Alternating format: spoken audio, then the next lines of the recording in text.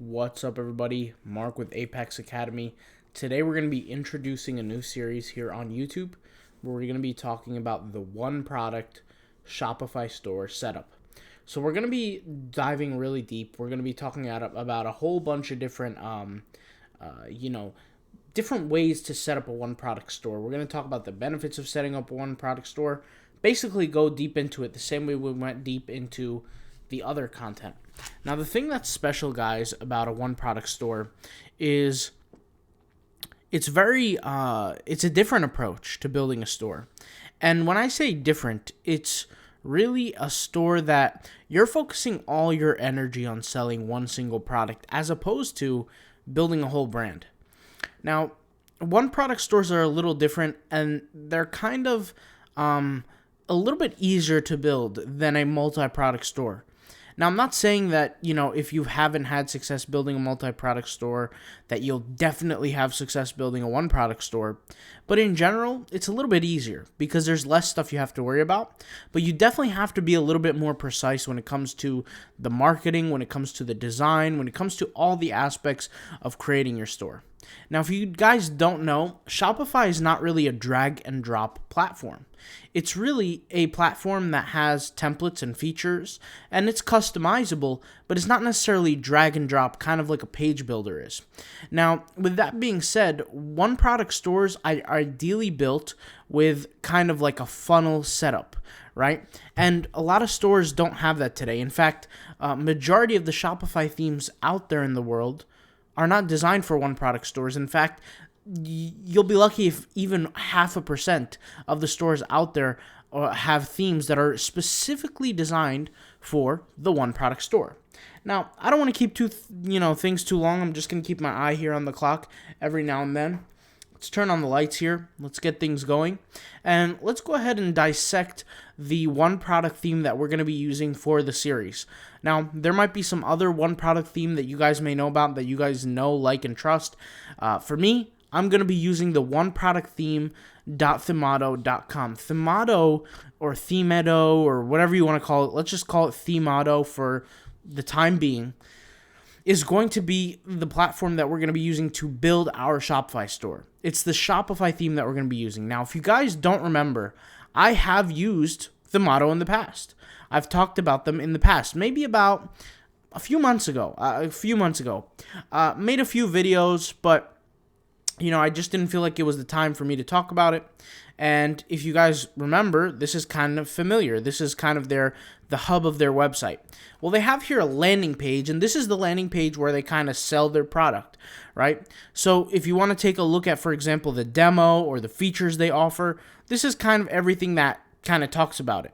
Now, with that being said, we're going to take a look at the demo today, and I'm going to kind of explain why you would want to use a one product store over others. So it really comes down to two different reasons, okay?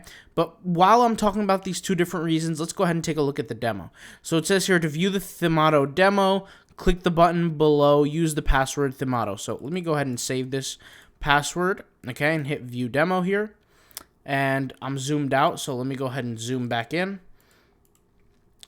Let's go to 100% here, zoom in, and copy and paste it. There we go.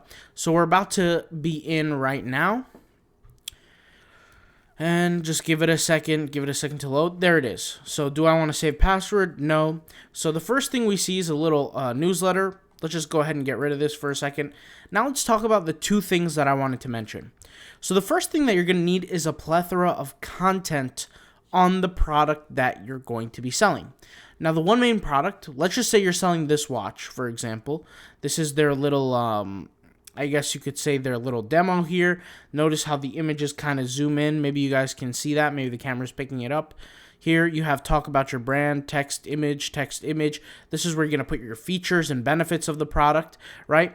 Notice how all this stuff is focused on one product. Here you have the upselling system, right? Let's just go ahead and get rid of this. You have the upseller. So what the upseller is it's designed to say, hey, like, do you want to buy this and this? Or, it could even work as a cross-sell.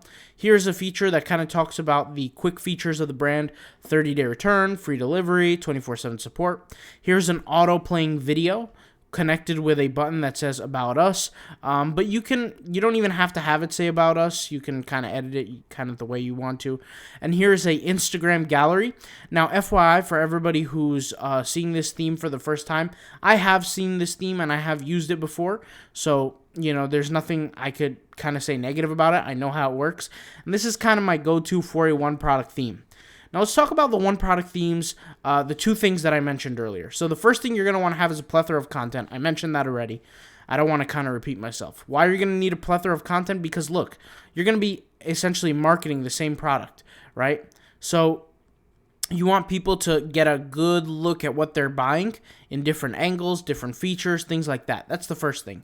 The second thing that you're going to want to have is viable upsells. A lot of the things that I've seen people do who fail at one-product stores is, for example, we reviewed a business before that sold wolf bracelets. If you're going to sell, for example, a bracelet, and that would be the item, for example, for your one-product store, don't go and sell a watch, okay? People want to buy, essentially, the best case for a one-product theme is upsells that are really look to be cross-sells. Now, what are the difference between upsells and cross-sells? Upsell is something that you could buy with. A cross-sell is something you could buy instead.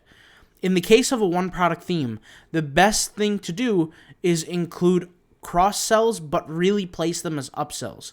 So, for example, if I'm, selling a t-shirt, which, by the way, t-shirts are complete commodities. You don't really want to put them in the one-product store as the flagship product unless there's some kind of special thing about this t-shirt. But let's just say it's a t-shirt that you're selling. In that case, in true nature, the upsell would be a pair of jeans or a pair of pants or socks, shoes, things like that. That would be an upsell because it's almost like the McDonald's approach. When you go to the drive-thru and you say, hey, can I get a burger? They're going to say, hey, do you want fries with that? Do you want drink with that? Those are referred to as upsells. Now, in the case of one-product stores, very, very specifically, we have to understand this, that our upsells cannot be true upsells in nature, but are going to be cross-sells. They're going to be more of the same thing, just in different variations. Those are the true cases of upsells for one-product themes, and in my personal experience, that's what I've seen to be the most successful causes. Now, of course, there are going to be some upsells where, for example, if you buy a watch and somebody wants to buy, for example, extra bands and things like that, like wristbands for the watch, then in that case, that's a good upsell. But I'm saying the best upsells with the most value and the most return are really not upsells in nature, but they are cross-sells. They are the same product, just in different variations, and Themato knocked this out of the park because the upsells here are watches. So, for example, if I add this product to my cart, right, and I want to go check out, guess what I see? I see upsells right here of the exact same product. Now, this is a smart move because if I wanted to, let's say, upsell, for example, the bands of the watch are not going to cost the same price of the actual watch. So I'm basically creating an upsell, but it's more valuable, and it gives customers different options. Now, there's a different way to craft upsells. They actually play it really good from a psychological standpoint. If you look here and I click Add to Bag, there's a free shipping kind of monitor here that says, hey, free shipping above $400, you're 49% of the way there. This is a nice little additive, a little feature to get people motivated, to get people, ready to go, ready to buy. And more importantly, it motivates them to reach a certain level of product added to the cart so they can get the free shipping. Because a customer might say, and by the way, you don't want to go too high numbers like this. You want to go a number that's just above. So for example, if the watch costs $99, right, you want to set free shipping to be at $125, right? Because what that's going to do is they're going to be forced to buy another watch if they want free shipping, right? And they're going to think logically, the first thought that comes to their head is they think, all right, I basically already spent $99. All I need to do is spend $25 more and I'll get free shipping. They're going to see the options, that the options are, okay, buy an extra watch. And that could be just enough incentivization to now boost the average order value by double. Because the products in this case are $99 a pop, $100 a pop. If you get two of them, you're doubling your sales for that product. Now, worldwide, in all Shopify stores, the average order value is about $45, relatively low.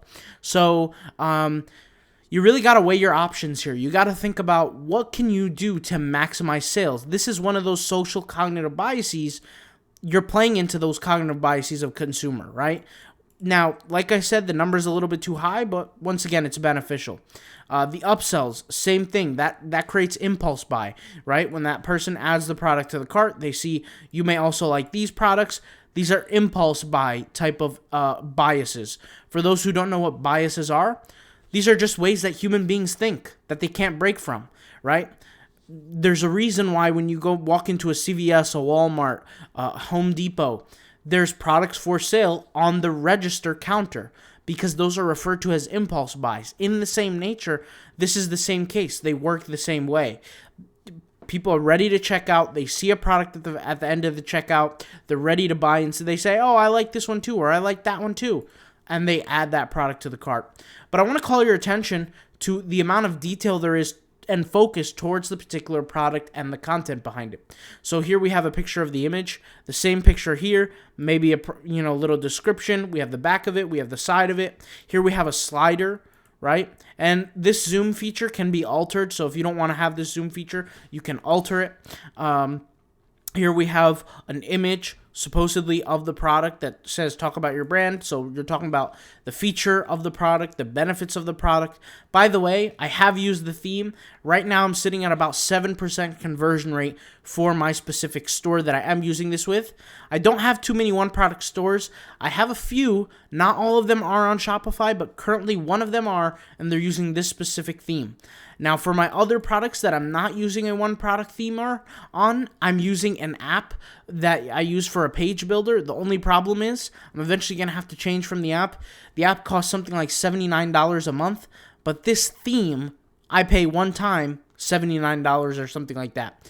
I personally paid, let's go back here. I personally paid for this theme over $200, I believe, at the time because I wanted to get the bigger license and it wasn't on sale at the time and just a whole fiasco. I think I've talked about this on the video last time. It was a whole fiasco. It cost a little more than I should have paid, but I can't complain. I'm still making money. We're doing good things. So if you want to order, I would say look at all their features, look at everything they talk about here. But click on the order now button, and I want to show you guys something. They have a discount available, so it'll automatically add the product to your cart. Look on the top. This is a very subtle thing I did not notice. Right here, it says use code SUMMER to get 10% off. I did not know this, so let's go ahead and type this in. Let's type in code SUMMER, hit apply code.